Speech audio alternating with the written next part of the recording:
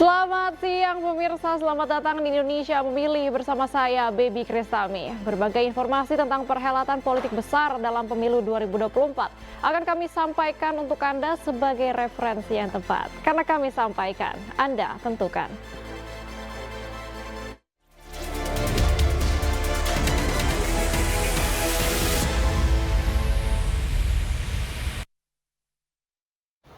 Pemirsa, calon presiden nomor urut 3 Ganjar Pranowo belusukan ke desa peternak ayam, petelur di desa Bendo, Kecamatan Takeran, Kabupaten Magetan, Jawa Timur. Ganjar hadir untuk menyerap aspirasi para peternak ayam dan juga petelur. Kedatangan Ganjar disambut hangat para peternak ayam petelur. Ganjar langsung berkeliling masuk ke dalam kandang ayam dengan didampingi para peternak. Ganjar berdialog dengan peternak ayam petelur dan menyerap aspirasi. Para peternak ayam petelur mengeluhkan harga jagung untuk pakan ayam yang terus melambung tinggi. Bahkan kenaikan harga pakan sudah terjadi sejak 2 bulan terakhir. Menanggapi hal tersebut, Ganjar Pranowo mengajak pihak yang berkompeten di bidang peternakan mampu membantu peternak ayam dalam menanggulangi mahalnya pakan ayam.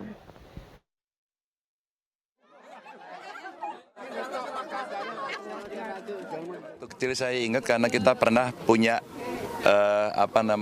ayam petelur. Jadi kalau pas panen, wah senang sekali.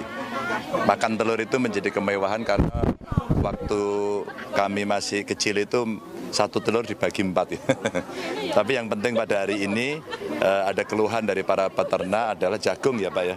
Harga jagung yang naiknya cukup tinggi dan itu cukup berat. Maka rasa-rasanya petani perlu dibantu, maka teman-teman yang punya kompetensi untuk membantu, segera bantu petani, peternak. Sebelumnya pemirsa, calon presiden nomor urut 3 Ganjar Pranowo mengunjungi pabrik sepatu di Ngawi, Jawa Timur. Ganjar berjanji akan mempromosikan produk karya anak bangsa ke luar negeri melalui para duta besar.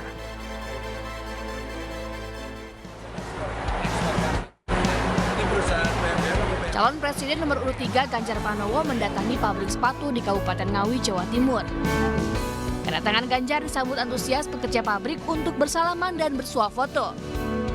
Ganjar ingin mendengar secara langsung aspirasi serta keluhan dari pekerja pabrik.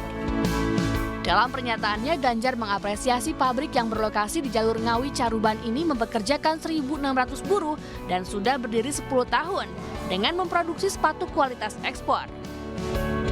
Ganjar berjanji akan mendorong para duta besar untuk mempromosikan produk lokal di luar negeri. Sehingga beberapa negara di luar sana yang membutuhkan katakan produksi alas kaki seperti yang ada di pabrik ini bisa kita dorong. Umpama kapasitas turun di lobi, maka ini perlu bantuan-bantuan yang bisa diberikan karena ini menyerap tenaga kerja lumayan padat karya ya Pak, cukup banyak. Kemarin saya melihat di Bekasi kalau tidak salah ada karyawan 1.500 di PHK. Nah, kita kan hari ini dalam kondisi ekonomi yang belum bagus mesti bertahan. Meskipun tentu plan B-nya kita siapkan. Seandainya mereka tidak bisa mendapatkan pekerjaan, kita siapkan ruang untuk mereka bisa dikasih pelatihan. Ganjar juga menyampaikan bahwa perusahaan yang menyerap banyak tenaga kerja lokal harus diberikan perhatian untuk memaksimalkan sinergi seluruh stakeholder. Dari Ngawi, Jawa Timur, Tim Liputan iNews melaporkan. Calon Presiden nomor urut 2 Prabowo Subianto berkunjung ke Blora, Jawa Tengah. Prabowo dijadwalkan bertemu dengan masyarakat desa hutan se-Jawa Tengah.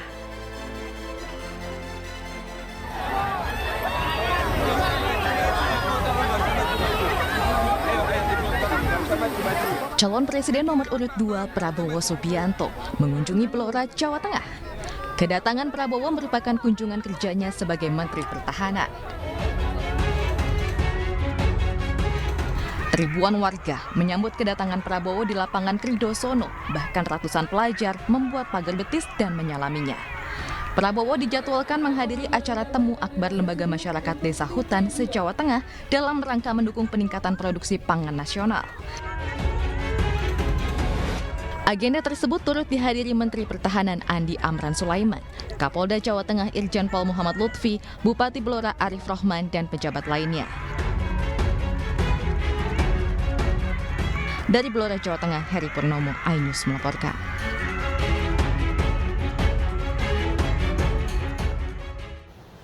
Calon Presiden nomor urut 1 Anies Baswedan melanjutkan kampanyenya dengan berdialog bersama ratusan tenaga kesehatan di Jakarta.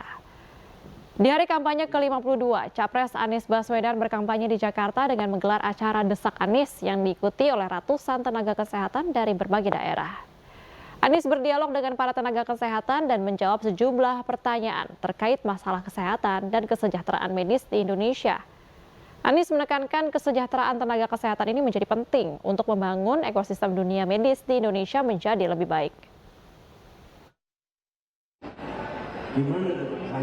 Sampaikan tadi adalah pesan keterbukaan, bahwa kami terbuka untuk mendiskusikan masalah-masalah kebijakan kesehatan agar pelayanan kesehatan menjadi lebih baik, agar orang-orang yang bekerja di bidang kesehatan bekerja dalam ekosistem yang sehat. Kualitas kesehatan nasional itu juga setara dengan kesejahteraan tenaga kesehatannya. Dan itu juga yang menjadi prinsip yang hendak kami pegang. Diduga melakukan kampanye terselubung, mantan Gubernur Jawa Barat Ridwan Kamil dilaporkan ke Bawaslu. Indonesia Memilih akan segera kembali dengan informasi selengkapnya. Tetaplah bersama kami.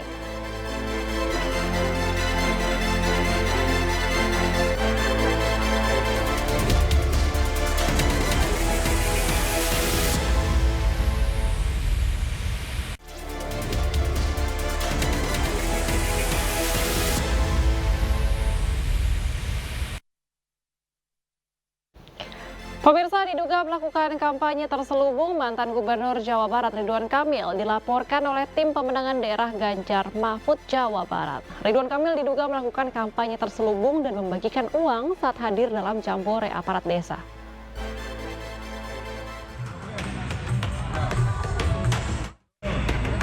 PDIP Jawa Barat melaporkan Ketua Tim Kampanye Daerah atau TKD Prabowo Gibran Jawa Barat, Ridwan Kamil, ke Bawaslu terkait dugaan pelanggaran aturan kampanye. Ridwan Kamil diduga melakukan kampanye terselubung dengan membagikan uang saat hadir acara Jambore Badan Permusyawaratan Desa atau BPD Kabupaten Tasikmalaya karena menggunakan atribut paslon nomor urut 2. Menurut anggota Badan Bantuan Hukum dan Advokasi PDI Perjuangan, Ridwan Kamil menggunakan atribut Capres 02 saat hadir di Jambore dengan aparat desa. Padahal aparat desa termasuk pihak yang dilarang berpihak dalam kontestasi Pilpres. Kategorikan dalam money politik. Nah, yang kita coba laporkan ke Bawaslu Jabar adalah terkait kegiatan tersebut, apakah itu acara TKD atau acara siapakah. Sementara itu, dalam keterangan terpisah, Ketua Bawaslu RI mengatakan akan memproses dugaan pelanggaran Ridwan Kamil. Jawa Barat. Ya, pasti diproses. Kalau dilaporkan tentu kita akan lihat syarat formil dan materinya terpenuhi atau tidak. Ya. Bawaslu terus mengingatkan kepada ASN agar terus menjaga netralitas dalam pemilu. Dari Bandung dan Jakarta, Ervan David dan Rani Sanjaya, iNews melaporkan. Selanjutnya pemirsa, aksi Kamisan kembali digelar di depan Istana Merdeka Jakarta kemarin. Para pendemo menuntut keadilan bagi para korban pelanggaran HAM.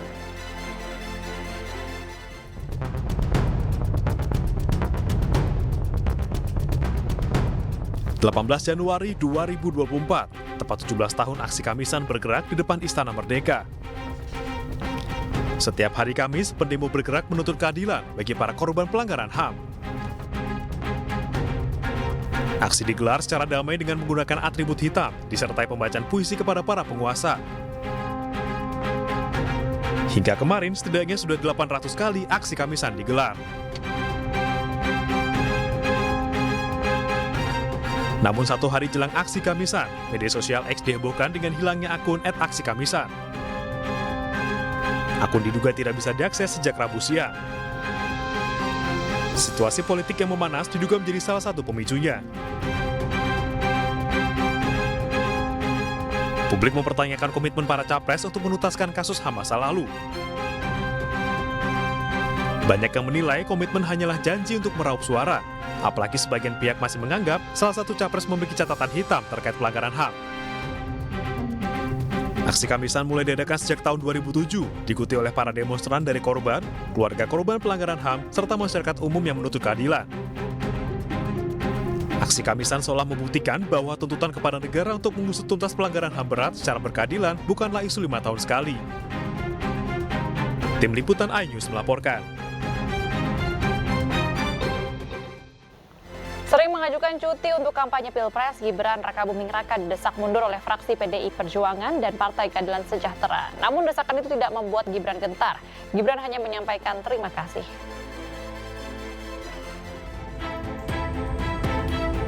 Gibran Rakabuming Raka menanggapi desakan mundur dari wali kota yang disampaikan fraksi PDI Perjuangan dan fraksi PKS DPRD Surakarta. Desakan itu tak membuat Gibran gentar. Putra sulung Presiden Joko Widodo menanggapi santai terkait desakan mundur itu. Gibran hanya menyampaikan terima kasih. Oke Mas, terkait adanya permintaan pengajuan usulan untuk Mas Wali mundur dari wali kota, tanggapannya apa Mas? Terima kasih untuk masukannya. Terus ada tanggapan lain mungkin Mas tentang itu Mas? Terima kasih untuk masukannya.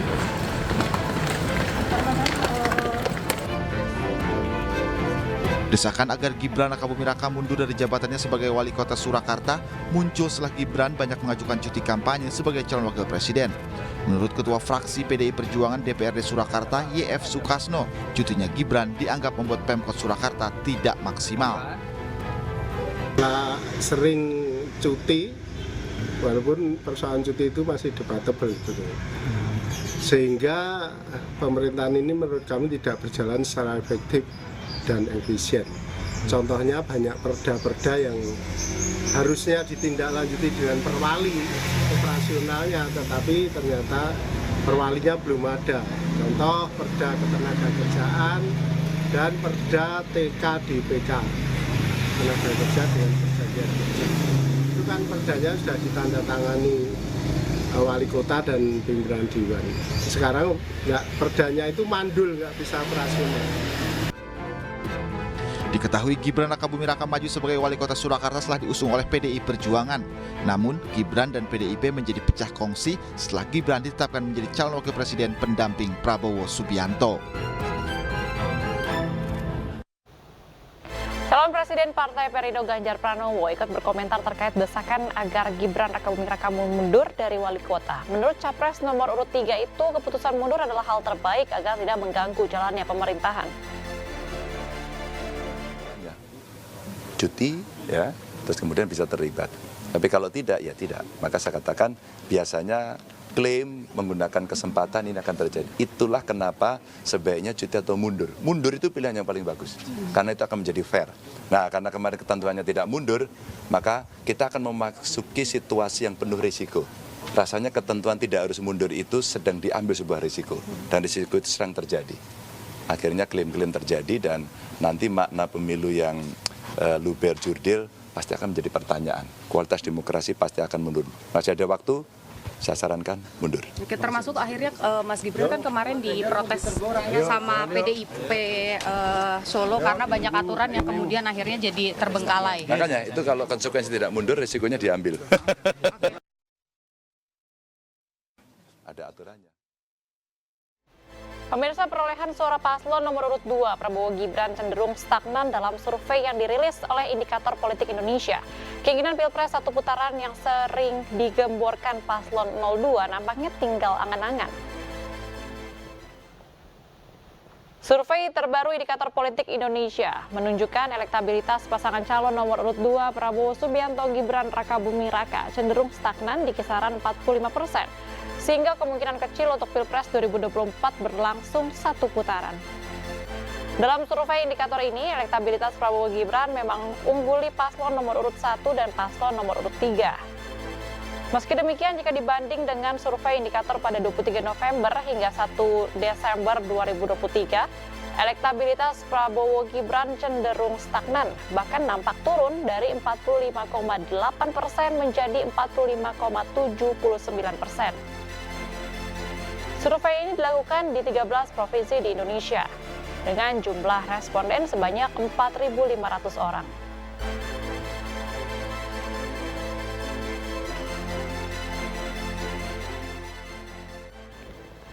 Pemirsa, Partai Perindo gencar melaksanakan bazar sembako murah guna membantu perekonomian warga di tengah melonjaknya harga-harga kebutuhan pokok. Program ini merupakan wujud kepedulian Partai Perindo yang selalu hadir di tengah masyarakat kecil di berbagai daerah.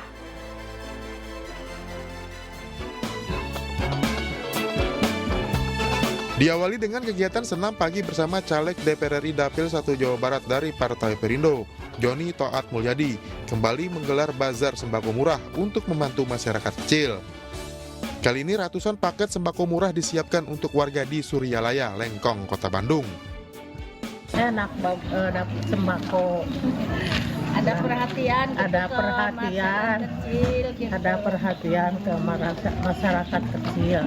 Jadi pada hari ini kami melaksanakan diawali dengan senam pagi, kemudian ada bazar murah minyak yang jumlahnya kurang lebih ada 500 untuk kegiatan hari ini. Bazar sembako murah juga digelar di Jalan Pasir Luyu, Kota Bandung. Warga yang memiliki KTA berasuransi Partai Perindo berhak mendapatkan paket sembako murah berisi minyak goreng 1 liter, mie instan dan kalender seharga Rp10.000. Kami ucapkan terima kasih kepada Pak Joni dan tim sudah membantu warga kami. Alhamdulillah ini insya Allah bisa membantu untuk kebutuhan masyarakat sekitar. Karena memang yang namanya sembako itu pasti yang dikejar oleh warga. Selain bazar sembako murah, para caleg Partai Perindo ini juga menggelar kegiatan senam bersama warga, sekaligus menyampaikan visi misi pasangan Capres-Cawapres Ganjar Pranowo Mahfud MD kepada masyarakat. Dari Bandung, Jawa Barat, Juhpita Meilana, iNews melaporkan. Komisi Pemilihan Umum Kabupaten Lombok Timur menemukan 17.500 surat suara rusak. Indonesia memilih kembali sesaat lagi.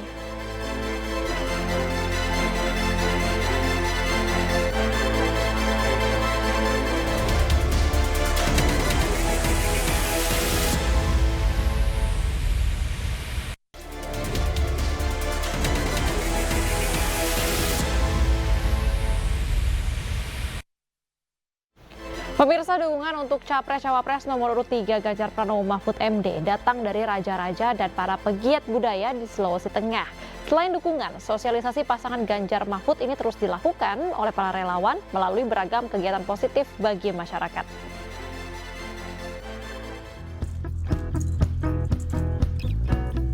Dalam Pilpres 2024, Ganjar Mahfud juga didukung raja-raja dan para pegiat budaya di wilayah Sulawesi Tengah. Dukungan mereka disampaikan kepada relawan Ganjar Mahfud dari kalangan Raja Sultan bernama Dinasti Nusantara saat silaturahmi di kerajaan-kerajaan Kabupaten Sigi, Sulawesi Tengah. Sesuai petunjuk dari para sesepuh adat setempat, Ganjar Mahfud dinilai memiliki visi misi yang mencerminkan kepedulian terhadap pelestarian kerajaan dan kebudayaan tradisional di Indonesia. Dengan semangat pelestarian budaya, Sri Kandi Ganjar menggelar workshop pembuatan kue lupis ketan di Kabupaten Bengkalis, Riau. Kegiatan ini merupakan langkah inovatif untuk mempertahankan tradisi kuliner sekaligus memberikan peluang bisnis bagi generasi milenial.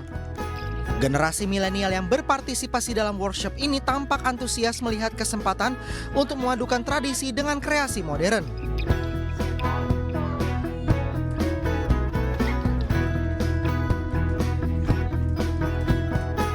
Relawan Ganjar Millennial Center Sulawesi Selatan menggelar workshop UMKM bertemakan bisnis untung gunakan TikTok Shop di Kabupaten Goa. Para peserta diberikan edukasi dan tips membangun soft skill dalam dunia usaha digital agar bisa mengakses dan memanfaatkan ruang untuk mendapatkan penghasilan. Kegiatan ini juga sebagai bentuk dukungan Ganjar Mahfud untuk generasi milenial dalam membuka lapangan kerja di sektor bisnis digital.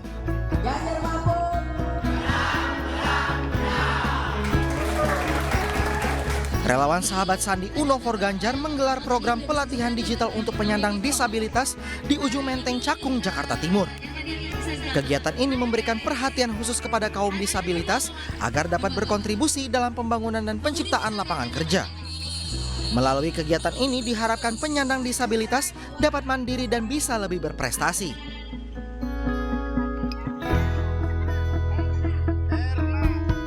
Relawan Ganjar Mahfud Nusa Tenggara Barat mengadakan pelatihan budidaya maggot di Desa Kota Raja, Kecamatan Sikur, Kabupaten Lombok Timur. Selain memberikan pengetahuan teknis budidaya maggot, pelatihan ini menjadi pintu akses masyarakat untuk meraih keuntungan besar dengan investasi yang relatif kecil. Budidaya ternak maggot tidak hanya dianggap sebagai peluang ekonomi, tetapi juga sebagai solusi untuk mengatasi sampah organik yang menjadi masalah di masyarakat.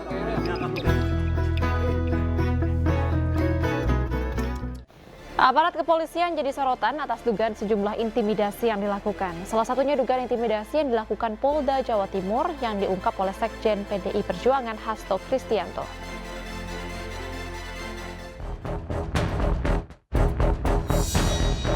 Kali ini tekanan dilakukan oleh seseorang yang diduga Kapolda Jawa Timur terhadap kepala daerah sekaligus kader PDI Perjuangan. Fakta ini diungkap oleh Sekjen PDI Perjuangan Hasto Kristianto. Hasto mendapat laporan dari kepala daerah yang ditelepon langsung oleh seseorang yang diduga Kapolda Jawa Timur agar tidak ikut dalam acara partai. Selain itu, Diskrimsus Polda Jawa Timur juga diduga menekan para RT agar memberikan dukungan pada partai politik tertentu. Meski sulit dibuktikan, fakta-fakta ini ditemukan di lapangan dan sulit untuk diabaikan. Kalau di Jawa Timur, beberapa kepala daerah kami mengaku ada yang ditelepon langsung oleh Kapolda Jawa Timur. Oh ya? Kemudian ada Dirkrimsus yang juga menekan RT dan kemudian minta suara bagi PSI. Ini kepala daerah kami. Kalau ini dibantah, ya mari tes kebohongan saja. Itu. Tetapi kami percaya bahwa TNI Polri ini adalah kekuatan yang sangat penting. Partai Perindo gencar memberikan bukti dan kepedulian terhadap rakyat kecil melalui program-program unggulannya. Di Blitar, Jawa Timur, caleg Partai Perindo berbagi sembako kepada kader dan saksi serta mencairkan klaim KTA berasuransi.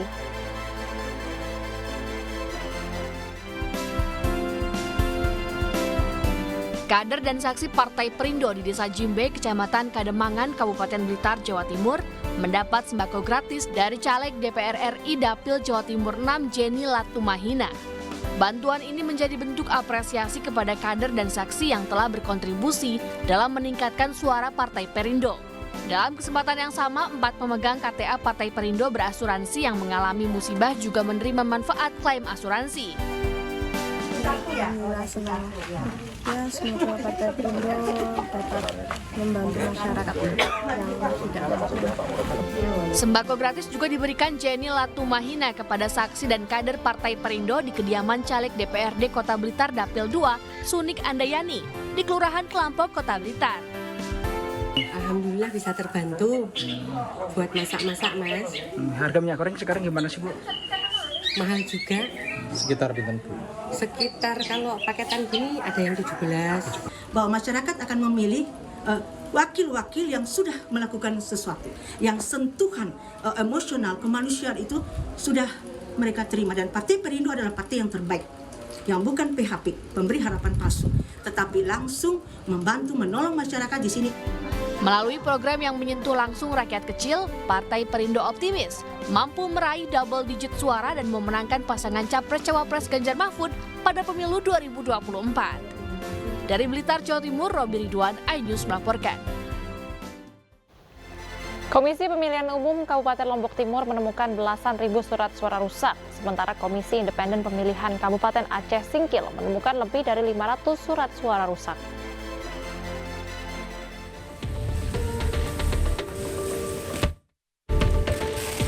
KPU Kabupaten Lombok Timur melibatkan 500 orang untuk melakukan pelipatan suara selama 1 pekan. Dari 5 juta lebih surat suara untuk DPR RI, DPD, DPRD Provinsi dan Kabupaten, KPU menemukan 17.500 surat suara rusak. KPU Kabupaten telah mengajukan pergantian melalui KPU NTB agar surat suara yang rusak tersebut segera diganti. Sementara belasan ribu kertas suara yang rusak akan dimusnahkan.